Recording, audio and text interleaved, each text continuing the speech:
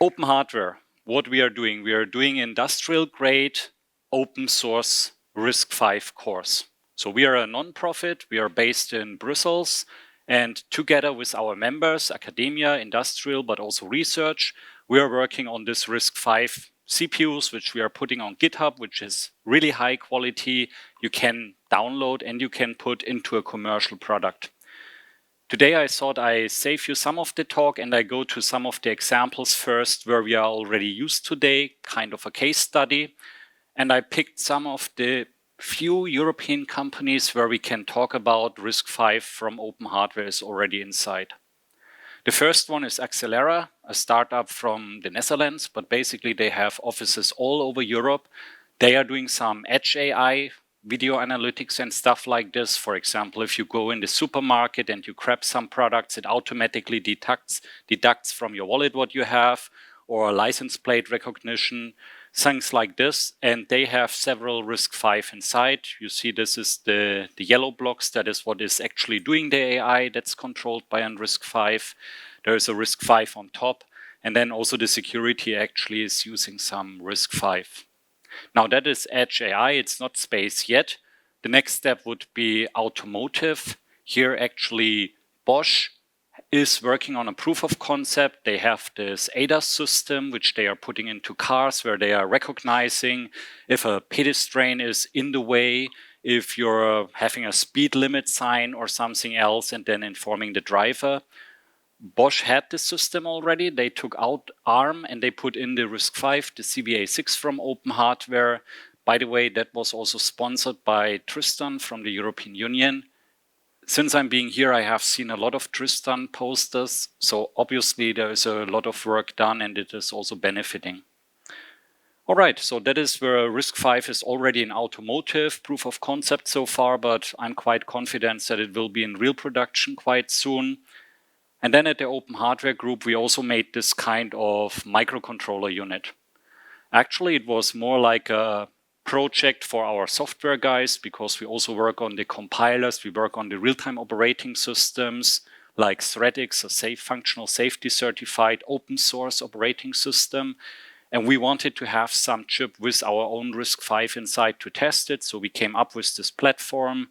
Again, we are a non-profit, a community. So some of our partners chipped in things like we have an embedded FPGA and other things.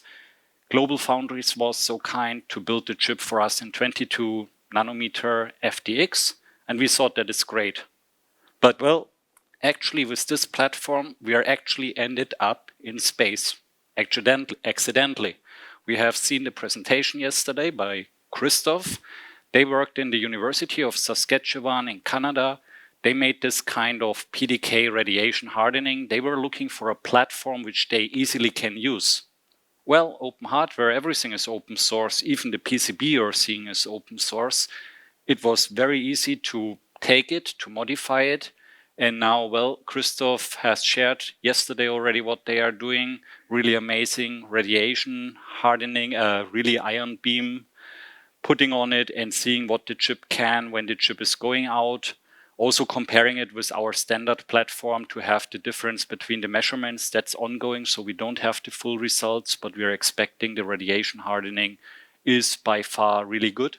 And then later we are very happy to hear that also will most likely go into space. For me, that is actually all coming down to collaboration, and that's what the open hardware is about. We are really about collaboration, bringing different people together, industrial, academia, but also here the space industry. A question I hear quite often is, why should anyone join the Open Hardware Group? Honestly, it's a good question. There are a lot of different reasons for it. For me personally, it all comes down to the collaboration. That is, in my personal point of view, the most important thing. And also by controlling your own roadmap, by having the course open source, by deciding yourself what you want to do. So our course, for example, under a permissive license, you can modify them, you can add what you want. You can add your space hardening things on top, and you don't have to share it with the community because it's a permissive license. Gives you a lot of flexibility, and at the same time, if you find something in the core or you have a new cool feature or RISC-V ratifies a new spec and you want to contribute it to the core, you can do so, and then the whole community can benefit from this. Open hardware, there are something over 100 members. Of course, Frontgrade Geisler is also one of the members. There are quite a few others from Europe, but also from all over the world, basically. So I don't want to go here in the detail, but welcome to check this out. We are also part of the Tristan project. Like I said, we have seen the logo quite often. The Tristan is from the CHIPS Joint Undertaking from the European Union. And actually what we are trying here is to provide a roadmap of deeply embedded microcontroller up to starting application-ready RISC-V cores, which can be used by European small-medium enterprises, but also by other companies to build on it. So here you're saving time to market, you're collaborating with other people. That is actually a big benefit where you can get cores in industrial quality. Some of the people using it, for example, Thales, ETH, that's where actually a majority of the cores come from. So cores made in Europe and for the world. There is also Siemens and actually 46 partner. Not all of them are a member in Open Hardware. Many of them are. All right, that's what we are doing a little bit. Now the last point is actually what we are providing and where you can find it. I thought I start with the roadmap and just give you an overview so you have an understanding. Deeply embedded what I mentioned. I put some ARM equivalent below just to give you an idea what the performance of the core is. The smallest core, the CVE 20, is a two-stage pipeline core, really replacing finity state machines or something like this, making it more programmable if you're going to space. CVE 4 family, that's where we are talking about a microcontroller unit, and then the CVE 6, that's where we have our application-ready processor. There is also the CVE Volley, really cool core. CVE Volley comes with a textbook, so it's actually intended for students to learn how to program controller, but it's now also verified. Verification is an important point. I will come to this in the next slide, so I want to give an overview what we are delivering. The core of our package is really the RISC-V CPU cores. These are mostly system Verilog. Important is the license, permissive license, Apache 2.0. So you can take it, you can modify it, you can do what you want. The cores are nothing without verification. Verification is a very important point. So together with our members, we are verifying this course. We are putting the verification frameworks also open source. So you can get this verification frameworks. You can get integrated into your own project and verify if it's still behaving as intended. For the tools, we are working with all the big vendors who are there, Cadence, Synopsys, but also Siemens. There are also open source tools which are supported. So actually quite a variety and a big choice for everyone. Some of our members working on the same core with different tools, also bringing the quality of the verification higher, because having different eyes looking onto it, different tools, just helps with the quality in general. Verification is really the most underrated part. We are spending most of our effort in verification. We are using the technical readiness level scale for this. So the course we are getting is normally TRL 3. Some university has made a cool chip, it's working, and then our goal is to bring it to TRL 5, where it's fully verified and fully documented what we did, why we did it. Course and verification is good, but on top we also need to have some software. So we are supporting the various compilers, mainly GCC and LLVM, then real-time operating systems, FreeRTOS, Zephyr.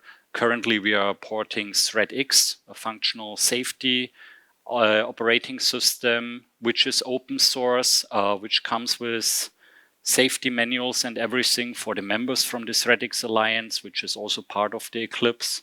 And then also Linux is in the work. For example, Red Hat is a member of us. They are also pushing the continuous integration of software on our cores in an FPGA cloud platform. Documentation is very important. You want to know what the core is doing, how you can integrate the core. The cores are very configurable, so you can add a lot of different things. It's all in the documentation. And the documentation, we also try to give some information about the design decisions we have done so you easily can integrate it into your own. And then FPGA board images, we are using a lot of Xilinx FPGAs just because the Genesis 2 board is really affordable. It's used in a lot of universities. We have the build scripts, but it's easy to also port to other FPGA vendors. So maybe we can also see it on some more European FPGA vendors soon. Okay, that's what we are delivering. So roadmap, course, and that brings me to the end of the presentation. I really would appreciate if you give it a look on the Open Hardware, if you check our course, if you have questions, feel free to contact me. Everything is on GitHub. If you just want to give it a try, go there. If you want to build something from it, great. If you want to tell us what you're building, even better. And if you really think that's helpful what we are doing, consider to become a member of the Open Hardware. Help us to keep going with this work to bring out more RISC-V works. And yeah, as a member, you have a big say. What is the direction we are going? What are the next features we are developing?